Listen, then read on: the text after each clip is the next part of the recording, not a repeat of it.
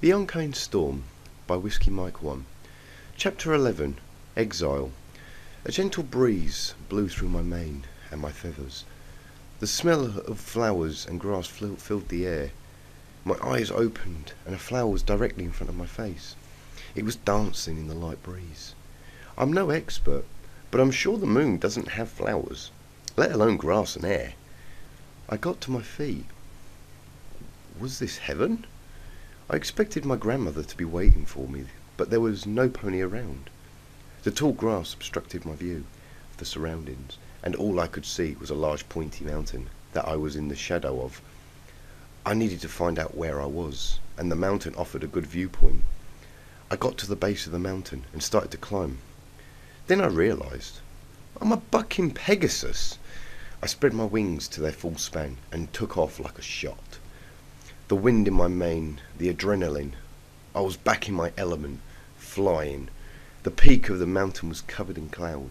I didn't recognise the mountain, or the flowers, back down in the meadow. Was I even in Equestria? The cloud was thick. I had to see where I was. I flapped my wings, and the cloud blew away. What lay before me was another meadow full of colour.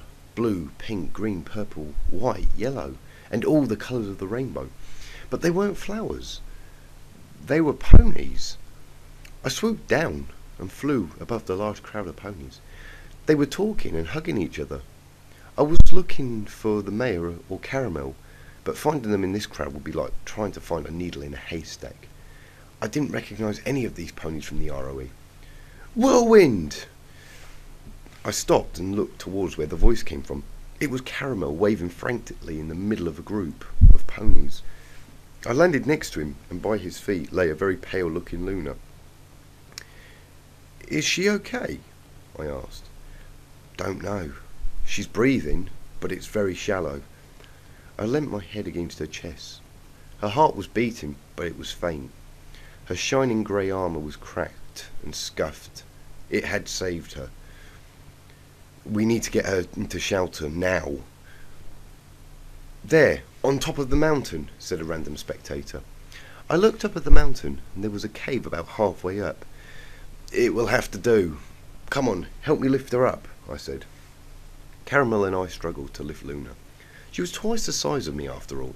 Some spectators helped us. We carried her above our heads to the base of the mountain. Now was the tough part. "How do we get her up there?" said a blue pony. "Pegasus," said Caramel. Caramel and the others ran into the crowd, and I took to the sky to get a better view of the crowd. There had to be at least 5,000 ponies in the meadow. Way more than what there was in the whole of the ROE. Where did the rest come from? Now with about 20 Pegasi, we all lifted Lunar to the cave. When we arrived, Mayor and the other delegates were at the entrance to the cave. We passed them with Lunar on our backs. Some were bowing their heads out of respect for Lunar, but some had their eyes on me. The bed was made quickly out of grass and placed in the middle of the cave. We laid Lunar down. Hopefully all she needed was some rest and nothing more, otherwise we would be stuck. As I saw Lunar lying in the grass, I took my time to say thank you. It was obvious this was not the moon, and if it wasn't for her, we would be there now, and not in this paradise. I bowed and left the cave. Standing at the entrance was the mayor and Nurse Redheart. Redheart passed me and headed towards Lunar. "How is she?" asked the mayor. "No idea. Let's just let her rest for the moment. What do we do now?" "I was hoping that you would come up with that answer," replied the mayor. I took a minute to plan what to say. Now my priority was the ponies in the meadow. The sun was just setting over the horizon. It was going to get dark and cold very soon. Shelter, warmth, food and water, those are top priority. Look. I gestured to a forest to the right of the meadow. We could get firewood from there, and shelter from the elements, and probably some food. We will have to share though. There must be a stream or a river nearby. That will be our water source for now. Did you learn all that in the Royal Guard survival training? I just looked at the mayor, and she stared back at me, and then walked into the cave. The night came fast, and the temperature dropped. I was sat on the edge of the cliff just outside the cave's entrance. The ROE held an emergency meeting in the cave, to which I was not welcomed. Lunar was still out cold. Her heartbeat was back to normal, but she was still pale. Nurse Redheart kept me up to date on Lunar's condition. The meadow was full of sleeping ponies, all huddled around fires and using large leaves from plants as sleeping bags. The meeting was heating up behind me, and they were all debating what to do next, and trying to figure out where in the world we were. I left the politicians to do what they did best, argue. I heard a noise coming up the cliff face, and I looked over to see a pony climbing up. I offered my hoof to help them, but they just hit it away. The great and powerful Trixie doesn't need help. She finally made it to the top, exhausted and out of breath, her blue cloak and hat ripped and scuffed. Where is the princess? She asked. She's resting at the back of the cave. She pushed past me and headed for the cave. No words of thank you or an introduction. I knew who she was, but it had been a long time since any pony had last seen her. I sat back down on the cliff edge, admiring the scenery. The sea to my left, the meadow below, and the sun setting over the horizon in front of me, and the forest and mountains to my right. It was almost breathtaking. I remained there for a few hours. My mind was spinning with what had happened. Banishment, Twilight, Trixie, and Rainbow Dash. It was now night, and the moon was at its fullest, hanging above us in the sky. Hey, can you help us? I turned my head to see Trixie and the ROE carrying Lunar out of the cave above their heads. I flew over and gave them a hoof. We set her down just outside of the cave. I was confused. Why have we brought her out here? I asked Filthy Rich.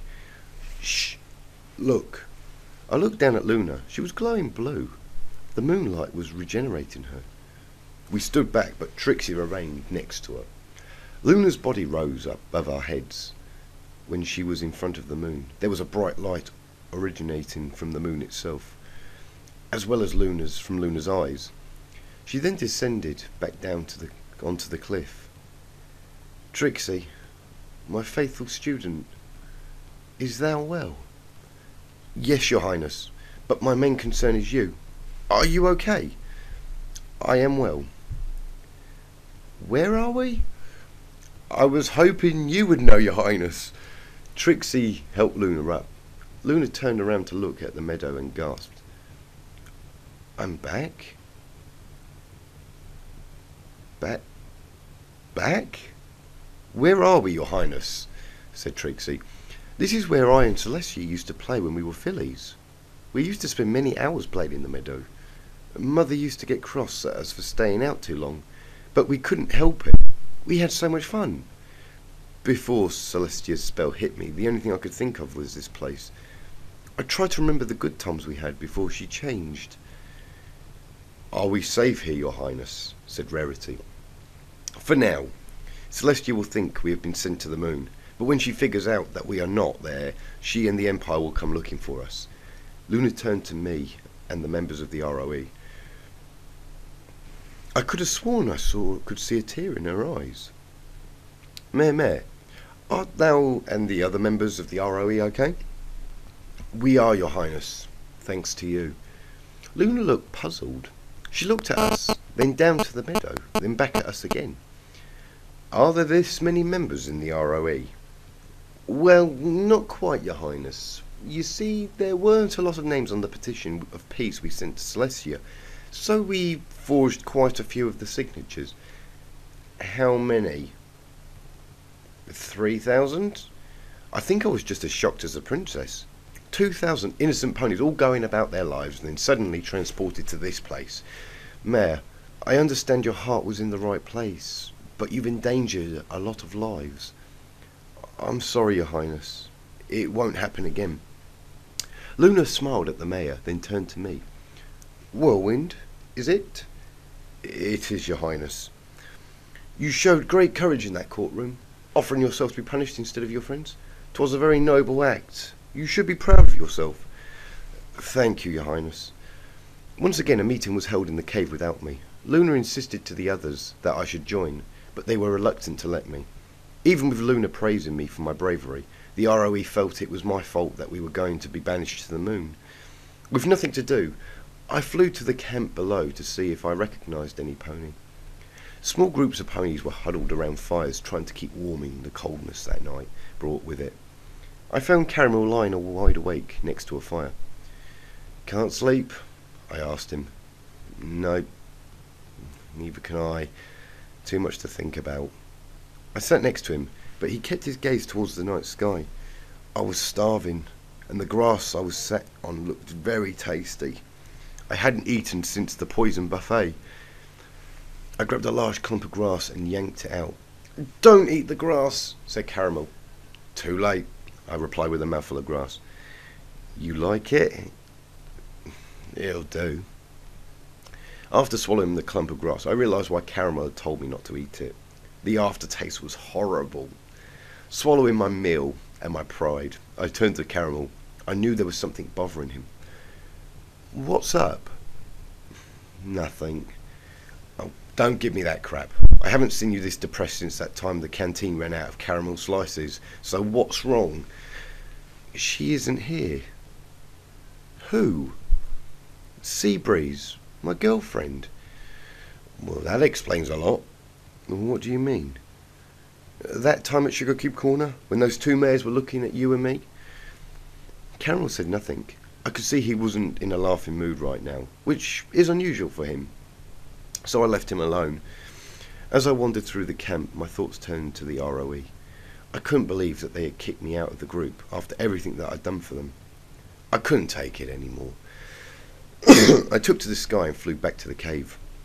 When I arrived, all the delegates were sat around a fire in the middle of the cave whilst Lunar and Trixie were at the back talking. The conversation had stopped when I entered. "Whirlwind? Something wrong?" said the mayor. "Well, actually, yes. When the purge of Ponyville happened, I swore revenge. The Empire had become too powerful, and it had to be stopped. The famine that gripped the world has long gone, and still the Empire wishes more. More land, more riches, and more power. This organisation was set up to say no to the Empire and Celestia. From the start, I put my heart and soul in the organisation, and now you have cast me aside? How did all of you know that Celestia wasn't going to send us to the moon anyway?" "Actually, Whirlwind, Princess Lunar had just told us that Celestia was going to banish us to the moon anyway, regardless of you," said Cherylee. "That is true, Whirlwind. When my sister received the partition of peace, she went into a rage. I tried to reason with her, but she wouldn't listen. Her mind was made up, and nothing I could say or do would make her change her decision.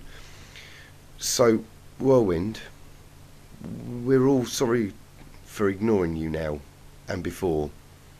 We should have known it would have been a trap," said the mayor. "Thanks." "We were just going to send for you. Come and join us. We have a lot to get through." Politics was not my thing, but not wanting to be rude, I sat down next to Rarity. "Now, how do we explain to the ponies in the meadow what just happened?" said the mayor. Every pony started umming and ahhing, thinking of what was the best way to break the news to all the ponies. "How about we make a speech to them all, explaining what happened?" "Good idea, Cherylee. Whoever makes the speech will have to deal with the crowd's reaction. They're bound to be upset. We need some pony who is a good speaker and has some authority. Your Highness, could you deliver the speech?" "It would be a pleasure, Mayor." "Excellent. Now, Whirlwind, can you gather up some pegasite and do a wreath of the land?" "Sure, no problem." "Excellent. If we are banished here forever, we might as well know where we were banished to. Any other business? No? Well then, meeting adjourned." The mayor's hooves tapped the ground, and we all headed out of the cave. I caught up with the mayor. I was just hovering next to her as she made her way down the cliff. "You seem upbeat, given the circumstances," I said to the happy mayor. "Think about it, Whirlwind. Princess Celestia has no idea we are here, so that means we can start over again." "What?" "Imagine it, a community where every pony is free to live together in harmony and not threatened by the Empire. It's exactly what we all wanted. Instead of trying to take on the Empire in Equestria, we could live here in peace. I like the idea, Mayor, but there is just one problem. Celestia will stop at nothing until she controls the world. She will eventually deploy her forces here, and we will be caught. On the contrary, Whirlwind, I think we will be fine here. She walked past me, head held high.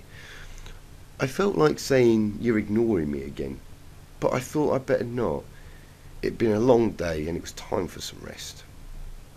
I headed down into the meadow, looking for somewhere to sleep and trying not to disturb the sleeping ponies. Eventually I found a spot.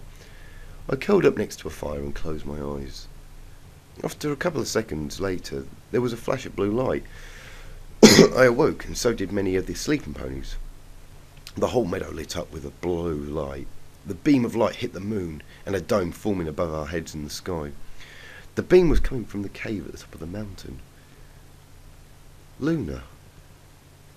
When the light faded, the mare in the moon was present on the moon surface, and the dome became clear as if nothing had happened. I wasted no time. I flew to the cave like a bat out of hell. On the cliff edge, just outside the cave, was Lunar, looking rather pale again, and Trixie not looking too good either. "What happened? Are you okay?" "We are fine," said a weary Trixie. I rested Lunar's head on my hoof. She was berating. "What did you two do?" "We are now protected." With that, Trixie passed out. I propped her up with my free hoof so that she wouldn't fall onto Lunar. By now, some ponies made it up to the cliff. They came to my aid and took Lunar and Trixie back into the cave to rest. I took a minute to catch my breath. Now that the delegates had made it up to the mountain. "Whirlwind, what happened?" asked an out-of-breath Filthy Rich. Trixie just said we are now protected. It must have something to do with that dome that formed overhead." "Protected? From what?" said Rarity. "The Empire," said the mayor. "Lunar thought my idea of a free society was brilliant. So I asked her if she knew a spell that would keep us all hidden from the Empire if they came to this land. That is what Lunar and Trixie were discussing at the back of the cave when our meeting was being held. That dome should keep us safe. For now." "And the mare in the moon?" said Cherylee. "To make Celestia think that Lunar and ourselves have been sent to the moon." "So we're invisible?" "Yes, Whirlwind. Yes, we are."